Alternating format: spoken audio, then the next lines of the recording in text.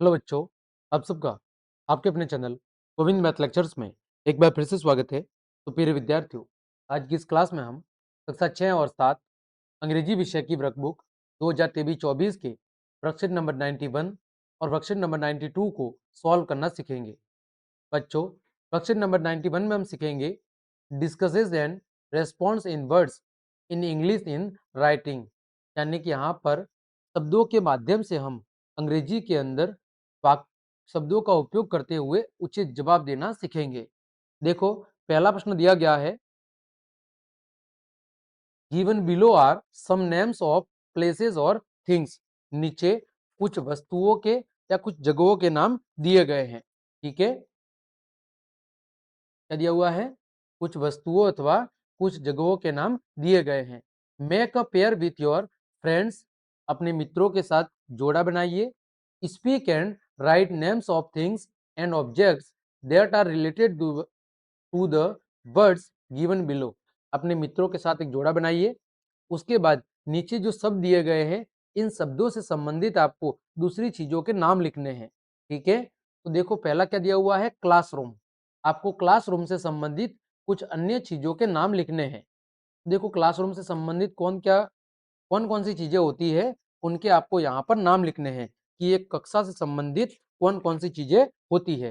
देखो, कक्षा में क्या होगा, चौक होगा जिससे अध्यापक पढ़ाएंगे।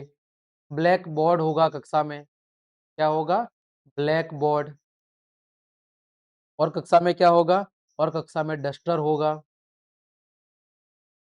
और कक्षा में क्या होगा, टेबल होगा। और कक्षा में क्या होगा, चेयर होगी। और कक्षा के अंदर क्या होगा, बुक्स होगी। ये सारी चीजें किससे संबंधित है, एक क्लासरूम से संबंधित है। दूसरा है गेम्स, खेल से संबंधित चीजें कौन सी है, वो आपको लिखनी है। जैसे मैंने कहा क्रिकेट, अब क्रिकेट से संबंधित चीजें भी लिख सकते हो या दूसरी भी लिख सकते हो। क्रिकेट में और क्या होगी, बॉल होगी। और क्या होंगे, बैट होगा। और क्या होगा, विकेट होगा। ठीक है, और क्रिकेट में क्या होगा, प्लेग्राउंड होगा। और क्या होंगे, प्लेयर होंगे, है ना। ये सारी चीजें लिख सकते हो। आगे बात करें वेजिटेबल्स, सब्जियों के नाम लिखने हैं। सब्जियों के नाम जैसे लिख सकते हो, आलू, पोटैटो, टोमेटो यानी टमाटर, और चिल्ली यानी मिर्च, और ओनियन यानी प्याज। और क्या लिख सकते हो, कैरट यानी गाजर। और सब्जी का नाम क्या हो सकता है, और सब्जी का नाम लिख सकते हो आप गार्लिक यानी लहसुन। ठीक है, लहसुन भी एक सब्जी का नाम है।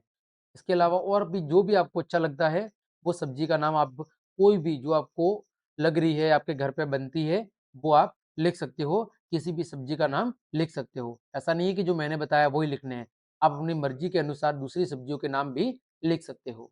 ठीक, आगे है जंगल। जंगल में देखो क्या होगा, पेड़ होंगे, ट्रीज। और क्या होगा, फूल होंगे, फ्लोवर। फल होंगे, फ्रूट्स। और क्या होगा जंगल में, जंगल में मोर भी हो सकते हैं। जंगल में गधे भी हो सकते हैं। जंगल में मुर्गे भी हो सकते हैं।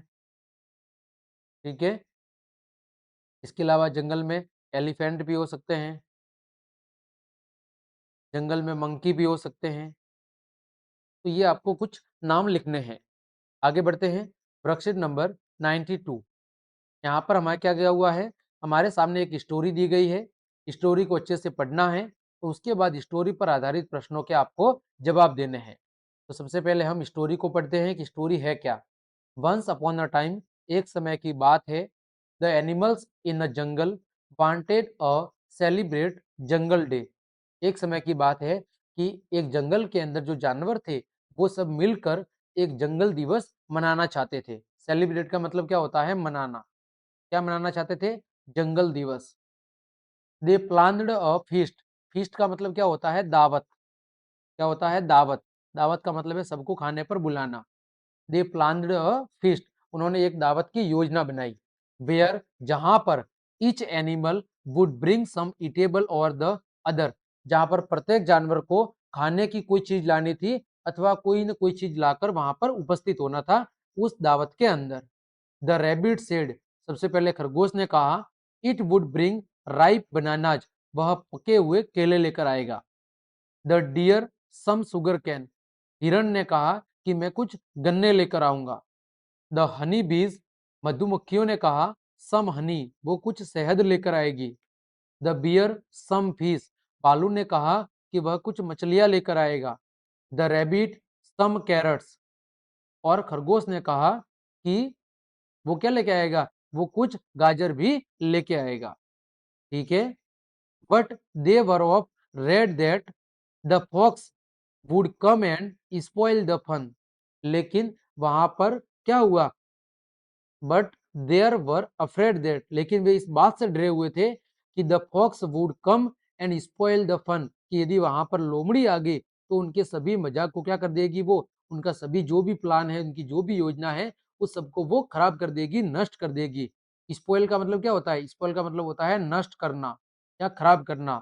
ठीक है, the animals then thought of a plan, तभी सभी जानवरों ने मिलकर क्या सोचा, एक प्लान सोचा कि यदि यहाँ पर लोमड़ी आ गई तो हम क्या करेंगे।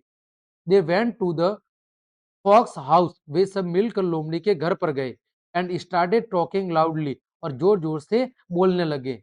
You know, a very big animal is looking for the fox, आप सब जानते हैं कि एक बहुत बड़ा जानवर लोमड़ी को क्या कर रहा है, जगह जगह पर देख रहा है, ढूंढ रहा है। इट ओनली इट्स फॉक्सेस, वह केवल लोमड़ियों को ही खाता है। Let's us hope the fox stay inside its home, अच्छा रहेगा या हम सबको आशा रहेगी कि लोमड़ी अपने घर के अंदर ही रहे। हियरिंग दिस, इसे सुनकर, the fox did not come out of its home for a week, इस बात को सुनकर लोमड़ी एक सप्ताह भर के लिए अपने घर से बाहर नहीं आई। The animals enjoyed their feast, सभी जानवरों ने मिलकर अपनी दावत का आनंद लिया। ठीक है, देखो पहला प्रश्न है, विच फेराज मीन्स अ फीस्ट, फीस्ट का मतलब क्या होता है, तो फीस्ट का मतलब होता है अ फूड पार्टी, यानी कि भोजन की दावत या पार्टी। ठीक है, दावत का मतलब क्या होता है, भोजन की पार्टी। दूसरा प्रश्न है, what did the bear promise to bring, भालू ने क्या लाने का वादा किया, तो भालू ने कुछ मछलियों को लाने का वादा किया था। How many animals planned for the feast, कितने जानवरों ने मिलकर दावत की योजना बनाई, कितने जानवर थे, 5 जानवर।